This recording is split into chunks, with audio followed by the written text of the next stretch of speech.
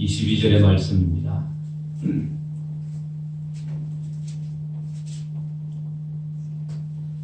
예수께서 길에 나가실새 한 사람이 달려와서 꿇어 앉아 묻자오되 선한 선생님이여 내가 무엇을 하여야 영생을 얻으리까? 예수께서 이르시되 내가 어찌하여 나를 선하다 일컫느냐? 하나님 한 분 외에는 선한 이가 없느니라. 네가 계명을 안 하니 살인하지 말라, 간음하지 말라, 도둑질하지 말라, 거짓 증언하지 말라, 속여 빼앗지 말라, 내 부모를 공경하라 하였느니라. 그가 여짜오되 선생님이여 이것은 내가 어려서부터 다 지켰나이다. 예수께서 그를 보시고 사랑하사 이르시되 내게 아직도 한 가지 부족한 것이 있으니 가서 내게 있는 것을 다 팔아 가난한 자들에게 주라. 그리하면 하늘에서 보화가 내게 있으리라. 그리고 와서 나를 따르라 하시니 그 사람은 재물이 많은 고로 이 말씀으로 인하여 슬픈 기색을 띠고 근심하며 다니라. 아멘. 할렐루야. 아멘. 아멘. 우리가 잘 아는 말씀입니다. 전에도 한번 드렸던 말씀이지만 다시 말씀을 통해서 우리 영생이 얼마나 귀한지, 영생을 소유하고 소유하지 않고 살아가는 것이 얼마나 귀한지 또 이 시간 깨닫는 시간 되기를 원합니다. 우리 옆 사람하고 인사합시다. 잘 쳐다보시고 예배드리게 반갑습니다. 네, 은혜 받읍시다. 네, 그래요. 네, 그래요. 다들 기쁜 얼굴, 즐거운 얼굴인 것 같아요. 우리가 겨울철이 되면 불조심, 아무리 강조해도 지나치지 않는 거 불조심이죠. 어떤 목사님이 매주일에 같은 설교를 같이 반복을 해서 설교를 했습니다. 반복을 해서 하니까 교인이 묻죠. 아니 목사님 왜 매주일 같은 설교를 반복을 하십니까? 이 목사님께서 대답하기를 중요하기 때문에 그렇습니다. 또 변하지 않기 때문에 그렇습니다. 라고 얘기했다고 합니다. 사실은 중요하면 반복을 하게 되죠. 중요하면. 아무리 강조해도 지나치지 않는 것, 우리가 중요하기 때문에 또 이렇게 얘기하는 겁니다. 지난주에 아버님 그 장례를 은혜 가운데 잘 마쳤고, 또 여러분들이 기도해 주시고, 또 오셔서 또 여러 가지로 관심 가져주셔서 모든 것이 잘 은혜 중에 잘 마쳤습니다. 호상이기도 하지만 그 상조를 담당하는 장례 지도사가 있죠. 그 지도사가 저에게 하는 말이 장례식을 진행하는 중에 너무 편하게 하는 것 같아서 감사하다고 그랬습니다. 왜 그러냐고 그랬더니 다른 곳에 장례식을 가면 서로 막 싸우느라고 네 탓이다 내 탓이다 막 너 때문에 돌아가셨다 누구 때문에 돌아가셨다 싸우고 또 병이나 사고사 이런 걸로 돌아가시면 그 장례식장이 눈물바다가 되어서 그 장례 지도사가 장례를 진행을 해야 되는데 진행을 할 수가 없다라는 거예요. 그래서 이렇게 참 이렇게 보기 좋게 사이좋게 이렇게 장례를 이렇게 보면서 장례를 진행하는 게 자기에게는 너무나 큰 힘이 된다. 그래서 너무 이렇게 좋다고 그렇게 말씀을 하셨어요. 그리고 나서 저희 막내 아들이 첫째 날, 둘째 날에 입관 예배를 했는데 입관 예배가 끝나고 저희 집사람에게 찾아와서 이런 얘기를 했어요. 엄마 나 찬송을 부르는데 그때 그 찬송이 굳건한 반석이시니 그 위에 내가 서리라 그 위에 내가 서리라 라고 하는 그 찬송을 부르는데 엄마 내 가슴 속에서 뭔가 확 올라오면서 눈물이 확 났어. 그런 얘기를 하더라고. 그래서 집사람이 하나님께서 너를 믿음 위에 세우기 위해서 하나님께서 너를 만지시는 거야. 그래서 널 믿음 위에 세우기 위해서 하나님께서 성령님께서 네 마음을 만지셨다고 그렇게 이제 얘기를 해줬어요. 그래서 이 막내 아들에게 이 믿음이 들어가지 않아서 잘 기도 제목이었는데 이번 장례식을 통해서 하나님의 은혜를 조금씩 깨달아가는 것 같아서 참 감사했습니다. 어쨌든 우리에게 필요한 것이 하나님의 은혜이고, 그리고 이 영생이라는 것, 오늘 본문에도 나오지만은 우리 인생에 있어서 가장 중요한 것이 있다면 바로 이 영혼에 대한, 영생에 대한 문제일 겁니다. 그래서 이 영생을 주시는 이 주님을 만나는 것, 이것보다 중요한 게 사실은 어디 있을까? 세상에. 우리가 죽기 전에 정말로 많은 것을 우리가 만나고 보고 느끼고 체험하지만 우리가 주님을 만나는 것, 하나님의 은혜를 경험하는 것, 이 영생의 소망 가운데 살아가는 것, 이것만큼 중요한 것은 없다라는 거예요. 그래서 오늘 본문에도 보면 이 부자 청년이 예수님을 찾아옵니다. 모든 것을 다 소유했지만, 그런데 이 영생에 대한 이 고민, 이 문제를 가지고 주님을 찾아왔다라는 거죠. 그래서 인생을 나름대로 열심히 살았는데 뭔가 부족함이 있었던 이 청년, 나름대로 율법을 잘 지켰다고 생각을 했습니다. 율법을 잘 지켰습니다. 계명을 잘 지켰습니다. 그런데 뭔가 부족한 것이 있었고, 그리고 주님을 찾아왔죠. 영생에 대한, 영혼에 대한 이 문제를 가지고 찾아왔습니다. 그런데 중요한 것은 그 영생의 주인 되시는 주님을 찾아왔는데, 그런데 만나기는 했지만 그 영생의 문제를 해결하지 못하고 그냥 돌아가 버렸습니다. 결국 이 재물 때문에 영생을 얻지 못했다라는 거예요. 그러니 세상에서 이 모든 것을 다 소유했다 하더라도 여러분들 이 예수님을 알지 못하는 것, 영생을 얻지 못하는 것, 어떻게 보면 이 세상에서 가장 비극적인 일이라고 한다면 바로 예수님을 만나지 못하는 거죠. 예수 안에서 참 생명이 있고 영생이 있음을 알지 못하는 것, 그리고 인생을 마감하는 것, 불행한 것입니다. 그래서 바라기는 저나 여러분들이나 정말로 예수님 안에 구원이 있고, 그 안에 문제 해결이 있고, 그 안에 영생이 있고, 그 안에 행복이 있다는 사실을 우리는 기억해야 될 줄 믿습니다. 그런데 이 부자 청년은 예수님 앞에 나왔지만은, 그런데 슬픔과 근심으로 돌아갔다라고 마지막 절에 얘기하죠. 슬픈 기색을 띠면서 돌아갔습니다. 영생의 문제를 얻지 못했습니다. 해결하지 못하고 돌아갔다라는 거예요. 이 베드로가 예수님을 만나서 고백한 그 내용이 있습니다. 요한복음 6장 68절에 이 부자 청년이 베드로처럼 고백할 수 있었다면 얼마나 좋았을까? 베드로가 고백했던 게 뭐예요? 다 같이 한번 읽어봅니다. 요한복음 6장 68절 시작. 시몬 베드로가 대답하되 주여 영생의 말씀이 계심에 우리가 누구에게로 가오리까? 영원한 생명의 말씀 되시는 예수님이 여기 있는데 우리가 누구에게로 가겠습니까? 라고 베드로가 얘기합니다. 베드로는 예수님이 영생을 주시는 분이라는 것을 알았다라는 거예요. 영원한 생명이신 분인 것을 알았다라는 사실입니다. 그러니 누구에게로 갈 수가 있겠습니까? 사도행전 4장 12절도 마찬가지입니다. 시작. 다른 이로서는 구원을 받을 수 없나니 천하 사람 중에 구원을 받을 만한 다른 이름을 우리에게 주신 일이 없음이니라. 아멘. 예수님이 영원한 생명의 주인이라는 사실을 알았다면 그는 슬픈 기색을 하고 돌아가지 않았을 겁니다. 그 영원한 생명 주시는 분을 만났다면 그가 기쁨 속에서 돌아갔을 수도 있어요. 기쁨으로 주님을 따랐을 수가 있습니다. 그런데 이 슬픈 기색을 띠면서 결국은 돌아갔습니다. 이 부자 청년이 놓친 게 뭘까요? 첫째는 이 부자는 영생을 원했지만은 예수님이 영생을 주시는 분이라는 사실을 알지 못했습니다. 예수 안에 영생이 있다는 것을 알지 못했다는 거예요. 그래서 우리가 예수를 믿으면 그 사람은 구원을 받습니다. 예수 그리스도가 나의 주, 나의 하나님이라고 고백하는 사람들은 누구든지 구원을 받게 됩니다. 그 영혼이. 그런데 영생의 주인, 영원한 생명 되시는 그 예수님을 알지 못했다.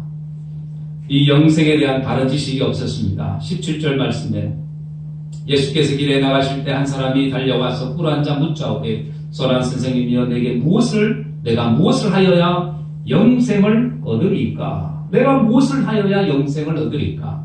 무엇을 해야 영생을 얻는다고 생각을 했습니다. 영생에 대한 궁금증이 생겼습니다. 그래서 달려와서 꿇어 앉아서 주님 앞에 물을 정도로 영원한 생명에 대해서 관심이 있었습니다. 그런데 보니까 선한 선생님이요 라고 얘기합니다. 이 청년. 그래서 예수님이 선한 선생이라고 생각을 했습니다. 이 선한 선생이라고 생각을 했기 때문에 뭔가 다른 얘기를 해줄 줄 알았고 뭔가 해답을 줄 줄 알고 많이 배웠다고 생각을 해서 가룟 유다 역시 마찬가지요. 3년 동안이나 예수님을 따라다녔습니다. 돈을 받는 중요한 자리에 앉아 있었지만은 예수님이 누구라는 사실을 정확하게 알지 못했습니다. 그래서 마태복음 26장 49절 이하에 보면 랍비여 안녕하시오니까 라고 이렇게 얘기합니다. 랍비라고 얘기합니다. 그 당시 말로 하면 스승이라고 얘기하죠. 선생이라는 얘기입니다. 하나님의 아들로 믿고 따라하는 것이 아니라 선생으로, 선한 선생 정도로 알았다라는 거예요. 이 부자 청년도 마찬가지고 가룟 유다도 마찬가지고 선한 선생이 여러분들 영원한 생명을 줄 수 없죠. 영생에 대한 문제를 해결할 수가 없습니다. 그러니 가룟 유다도 결국 은30에 예수님을 팔아버리게 됩니다. 선한 선생 정도로 알았기에 그 틈 사이로 사단이 틈을 타게 됐다. 예수님께서 마태복음 16장에 보면 가이사라 빌립보 지방에 갔었을 때에 제자들에게 묻습니다. 야, 사람들이 나를 누구라고 부르더냐? 라고 물을 때에 더러는 침례 요한이라고 하고 더러는 엘리야, 어떤 이는 예레미야나 선지자 중에 한 사람이라고 합니다. 그럴 때 그러면 너희들은 나를 누구라고 하느냐라고 묻습니다. 그럴 때 시몬 베드로가 얘기하죠. 주는 그리스도시요 살아계신 하나님의 아들이십니다. 주는 그리스도이십니다. 주는 그리스도 기름 부음을 받은 자고 구원자고 영원한 생명을 주시는 분입니다. 이렇게 얘기하는 거예요. 그러면서 하나님의 아들이십니다. 라고 이렇게 얘기합니다. 바른 믿음의 고백을 하죠. 그 믿음의 고백을 듣고 주님이 칭찬합니다. 오늘 우리의 고백도 마찬가지입니다. 예수님을 누구라고 우리는 생각을 하고 있느냐? 나는 생각하고 있느냐? 예수 그리스도는 나의 하나님이십니다. 나의 구원자가 되십니다. 영원한 생명을 주시는 분입니다. 내 인생의 주인 되십니다. 이런 믿음의 고백을 우리는 할 수 있어야 합니다. 아멘. 그래서 이 부자가 얘기합니다. 내가 무엇을 하여야 영생을 얻겠습니까? 뭘 해야만 영생을 얻는다고 생각을 했어요. 이방 종교나 아니면 다른 이 종교들 가만히 보면 사이비 종교도 마찬가지고 뭔가를 해야 구원을 얻는다고 생각을 해요.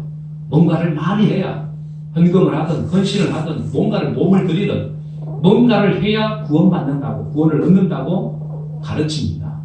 그런데 우리 믿음의 사람들, 우리 기독교는 그렇지 않죠. 하나님께서 우리에게 구원의 길을 열어주셨습니다. 그리고 그 구원의 길 속에 우리는 믿기만 하면 예수 그리스도를 믿기만 하면 우리에게 영원한 생명, 구원이라는 것을 우리에게 선물로 주신 줄 믿습니다. 아멘. 인간의 노력으로 여러분들 구원받는 게 아니잖아요. 내 노력, 내 힘으로 뭔가 구원을 얻는 것이 아니다. 그래서 이 부자는 내가 무엇을 하여야 영생을 얻겠다고 생각을 했습니다. 내가 선한 일을 하고 착한 일을 하고 계명을 잘 지키고 율법을 잘 지키고 하면 그러면 내가 구원받는 거 아니냐, 영원한 생명을 얻는 거 아니냐 라고 생각했다라는 거예요. 오늘날도 이렇게 생각하는 사람들이 많이 있습니다. 그래서 그런 얘기하죠. 어떤 분이 아유 나 교회 오래 다녔어. 나 교회 오래 다녔다고. 내가 교회에서 봉사도 했어. 내가 집사도 하고 권사도 했어. 그런 얘기합니다. 여러분 그렇다고 해서 그 사람이 구원받은 사람이냐? 아닐 수 있습니다. 아닐 수 있다. 교회를 오래 다닌다고 해서 구원받는 것은 아닙니다. 믿어야지. 마음으로 믿어 의에 이루고 입으로 신해서 구원에 이른다는 거예요. 아멘. 마음으로 믿고 입으로 신하는 것, 행동하는 것, 삶에 변화된 모습이 있어야 그 사람이 정말로 구원받은 사람이라고 인정할 수 있다는 거예요. 로마서 10장 10절 다 같이 한번 읽어봅니다. 시작. 사람이 마음으로 믿어 의에 이르고 입으로 시인하여 구원에 이르느니라. 마음으로 믿고 입으로 고백하는 것, 시인할 때 그 사람이 구원받은 영원한 생명을 소유한 사람이라고 인정할 수 있다는 거예요. 뿐만 아니라 기도서 4장 6절에도 다 같이 한번 읽어봅니다. 시작. 우리를 구원하시되 우리의 행한 바 의로운 행위로 말미암지 아니하고 오직 그의 긍휼하심을 따라 중생의 씻음과 성령의 새롭게 하심으로 하셨나니. 중생의 씻음과 성령의 새롭게 하심으로 우리를 구원하셨다라는 얘기입니다.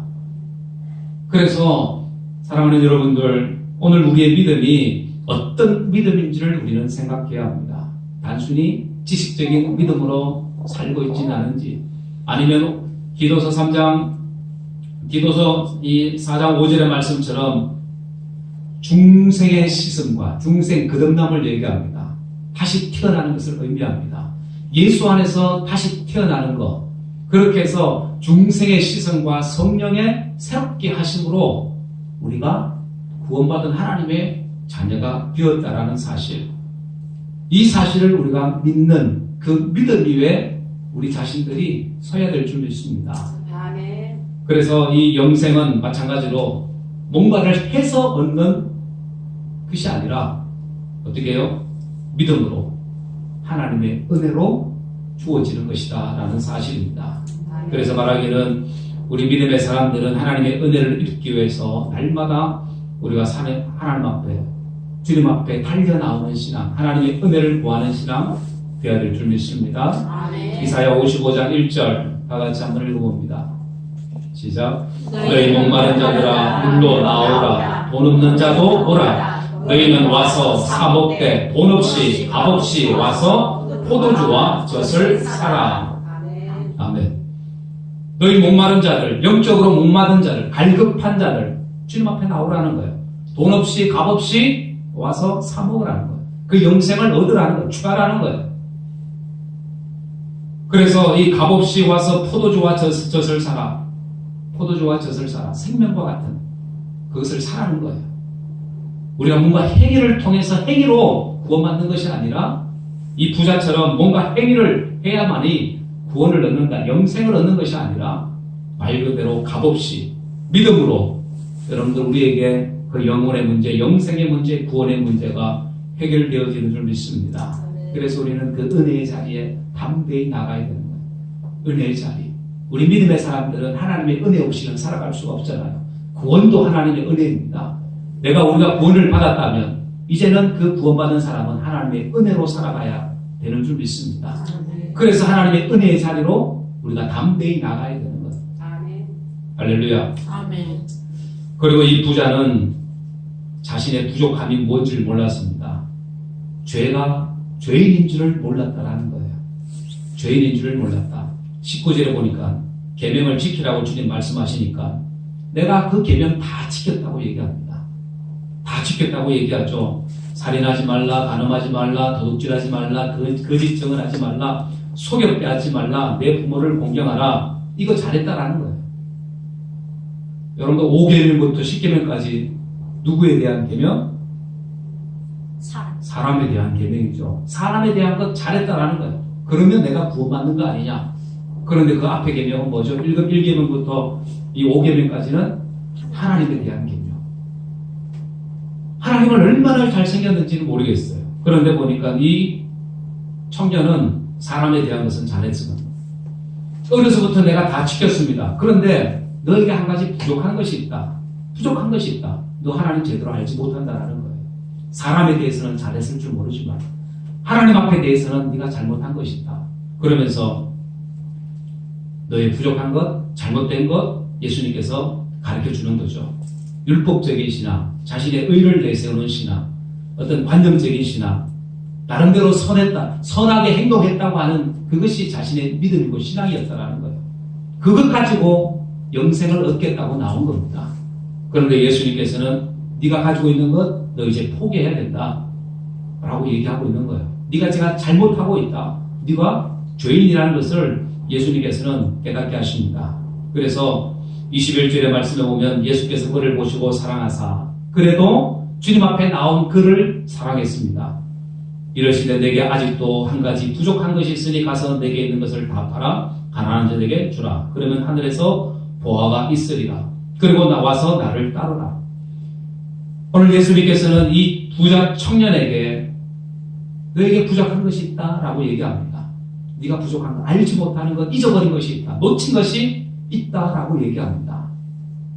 그러니 우리 믿음의 사람들 역시 마찬가지죠. 우리 믿음의 사람들도 우리가 내가 죄인이라는 것을 알고 주님 앞에 나와야지, 내가 죄인이라는 것을 모르고 주님 앞에 나오게 되면 자기의 의를 내세우게 됩니다. 아이고, 나 그래도 나름대로 착하게 살았다고, 이렇게 살았다고, 그렇게 생각한다라는 거예요.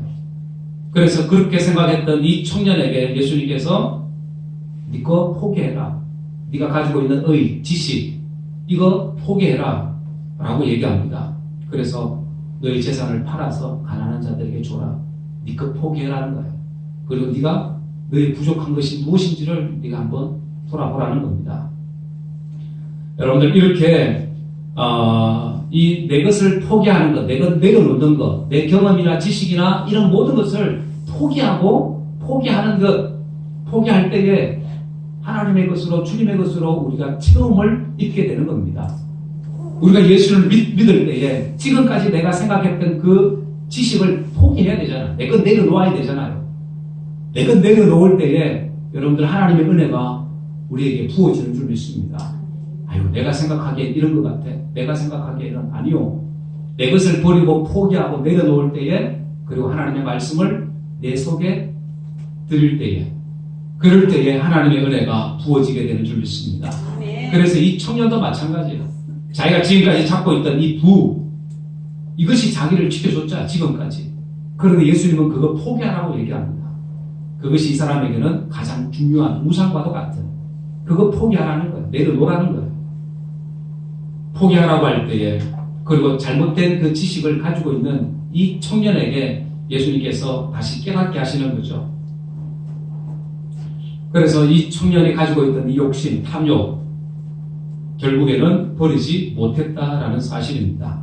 자신이 죄인인지를, 주님 앞에 나왔지만 자신이 죄인지를 깨닫지를 못했습니다. 그래서 우리 믿음의 사람들은, 하나님의 은혜를 입은 사람들은 자기가 죄인이라는 사실을 깨닫게 됩니다. 내가 예수를 믿고 보니 내가 죄인이라는 것이 밝혀지게 됩니다. 내가 하나님의 말씀 앞에 잘못된 삶을 살았다는 것을 보게 된다는 거예요. 그래서 우리는 회개하고 우리가 예수님을 나의 주, 나의 하나님으로 영접하게 되죠. 믿게 되죠. 그렇게 될 때에 우리는 하나님의 은혜를 경험합니다. 우리에게 구원의 은혜를 경험하게 됩니다. 이 부자 청년 역시 마찬가지로 자신의 것을 포기했다면 하나님의 은혜가 오늘 본문에 나오는 것처럼 하늘에서 보화가 내게 있을 거다. 하늘의 보화를 그는 경험할 수가 있었을 겁니다. 영생의 그 놀라운 비밀을 그가 알게 되었을 겁니다. 그런데 그는 그러지 못했습니다. 여러분들, 하나님의 은혜를 경험하는 건 다른 거 아닙니다. 내가 죄인인 것을 우리가 날마다 고백하고 하나님의 은혜의 보좌 앞으로 가까이 나오면 하나님의 은혜를 우리는 경험하게 되는 거예요. 하나님의 은혜를 경험하는 것. 이런 은혜가 오늘 저와 여러분들의 있기를 주의 이름으로 축원합니다. 아멘. 그리고 세 번째, 이 부자는 주님을 따르지 못했습니다. 자기 것을 포기하지 못했고, 하늘에 상급이 있을 거다, 하늘에 보화가 있을 것이다 라고 했지만 결국 주님의 그 명령 앞에 순종하지 못했습니다. 자기 것을 포기하지 못했습니다. 자기를 내려놓지 못했습니다. 자기가 죄인의 것을 알지 못했다라는 겁니다. 그래서 마지막 절, 나를 따르라고 주님 말씀합니다. 따르라는 말은 무슨 말이에요? 나와 함께 하자라는 얘기죠. 동행하자라는 얘기죠. 같은 길을 간다라는 그런 의미입니다. 그런데 이 부자는 그러지 못하고 근심하며 갔다. 슬픈 기색을 띠고 근심하며 돌아갔습니다. 여러분들, 예수님이 어떤 분이라는 사실을 우리가 알면 주님을 따를 수밖에 없습니다. 그런데 주님이 어떤 분인지를 알지 못하면 이 부자처럼 슬픈 기색을 띠고 돌아갈 수밖에 없습니다. 믿음의 자리에서 떠날 수밖에 없다는 거예요. 믿음의 길을 가지만 주님과 동행하는 그 길이 아니라 곁길로 갈 수밖에 없다라는 사실입니다. 그래서 오늘 이 부자 청년은 자신의 것을 포기하고 자신이 어떤 인생을 살았는지를 알았다면, 정말 하나님이 어떤 분인가를 제대로 알았다면, 주님이 어떤 분인가를 알았다면 그는 영생을 얻을 수가 있었을 겁니다. 그런데 그는 얻지 못했습니다. 주님을 따르지 못했다는 겁니다. 마태복음 6장 25절에도 말씀하죠. 주님께서 우리에게 말씀할 때 나를 따를 것을 얘기합니다. 예수님의 제자가 되는 건 다른 거 아니죠. 주님을 닮아가는 겁니다. 주님을 따르는 겁니다. 마태복음 6장 25절 다 같이 한번 읽어봅니다. 시작. 목숨을 위하여 무엇을 먹을까, 무엇을 마실까, 몸을 위하여 무엇을 입을까 염려하지 말라. 목숨이 음식보다 중하지 아니하며 몸이 의복보다 중하지 아니하냐. 공중의 새를 보라. 심지도 않고 거두지도 않고 창고에 모아 들이지도 아니하되 너희 하늘 아버지께서 기르시나니 너희는 이것들보다 귀하지 아니하냐. 아멘. 우리는 하나님께서 보실 때에 귀한 존재라고 얘기합니다. 귀한 존재. 하나님 우리를 특별히 귀하게 보신다는 거예요. 그런데 사람들이 염려하고 근심하고 걱정하고 자신의 것을 지키려고 자신의 것을 포기하지 않으려고 그렇게 살아갑니다. 그렇게 살아가는 것이 어찌 보면 우리의 인생입니다. 이 부자 청년과 같이 자신의 것을 지키려고 하는 것이 이런 마음이 어찌 보면 사람들의 마음이라는 거예요. 그런데 주님은 뭐라고 얘기합니까? 목숨을 위하여 무엇을 먹을까 마실까 입을까 염려하지 말라고 얘기합니다. 하늘의 새를 봐라. 기르지도 않는다. 또 들의 풀 가만히 놔둬도 저희들이 잘 자라고. 그런 것을 보면 하물며 하나님께서 아끼는 너희들 이것들보다 더 귀하지 않냐. 아멘. 하나님 우리의 인생을 책임져 주십니다. 아멘. 주님께서 우리를 사랑하셨고 우리에게 은혜 주셨고 믿어 주셨고 구원의 은혜 가운데 살게 하셨다면 우리의 인생은 하나님 앞에 맡겨진 인생이 됩니다. 아멘. 하나님이 책임지시는 인생이 되는 줄 믿습니다. 아멘. 그래서 우리는 염려하는 인생이 아니라 여러분들 주님과 동행하는 인생이 되어야 될 줄 믿습니다. 아멘. 주님과 동행하는 인생. 모래 위에 두 발자국이라는 그 예화 여러분들 잘 아시죠? 모래 위에 두 발자국. 하나는 자신의 발자국이고 또 하나는 함께 동행하는 주님의 발자국이었습니다. 그런데 어느 날 그 사막의 길을 가다가 돌아보니까 두 발자국이었는데 분명히 두 사람의 발자국이었는데 한 사람의 발자국은 어디로 가고 없고 한 사람의 발자국만 있습니다. 그래서 이 사람이 생각하기를 야, 나 힘들고 어려울 때에 주님께서 나를 돌아보지 아니하시는구나. 나와 함께하지 아니하시는구나. 나를 멀리 떠나 계시는구나. 그렇게 생각했습니다. 그럴 때에 그 마음속에 들려오는 음성이 있었죠. 주님께서 말씀합니다. 네가 힘들 때에 내가 너를 업고 걸어가고 있었다. 이렇게 얘기합니다.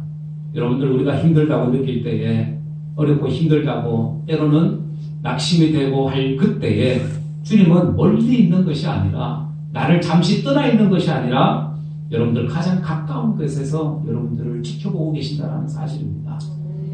여러분들 힘내라고 여러분들 격려해 주시고 사람을 통해서 환경을 통해서 여러분들을 여전히 지켜보고 계신다는 거예요. 여러분들과 함께 하신다는 사실입니다.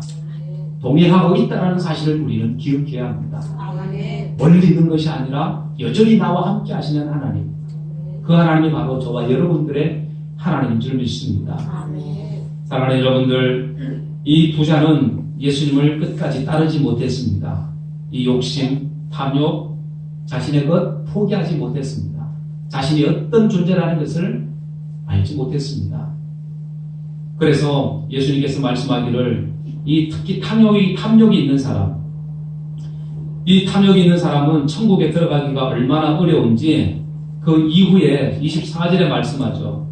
낙타가 바늘기로 들어가는 것이 부자가 하나님의 나라에 들어가는 것보다 쉽다라고 얘기합니다. 오늘 우리가 욕심을 가지고 있고 내 경험과 지식과 내 생각과 내 의가 내 속에 가득 차 있으면 하나님의 나라에 들어가기가 힘들다라는 거예요. 내가 어떤 존재인지를 모른다면, 내가 죄인인지를 모른다면, 하나님 앞에 어떤 존재인지를 모른다면 여러분들 천국에 들어가기가 낙타가 바늘기로 들어가는 것이 더 쉬울 정도로 여러분, 우리는 의를, 내 자신의 의를 내세우는 인생이 아니라 내 것을 포기하고 내 것이라고 하지 않고 주님 앞에 맡기고, 또 뿐만 아니라 주님을 온전히 끝까지 따를 수 있는 우리의 믿음, 우리의 신앙 되어야 될 줄 믿습니다. 그래서 주님께서는 이 부자에게도 나를 따르라고 얘기합니다. 나를 따르라.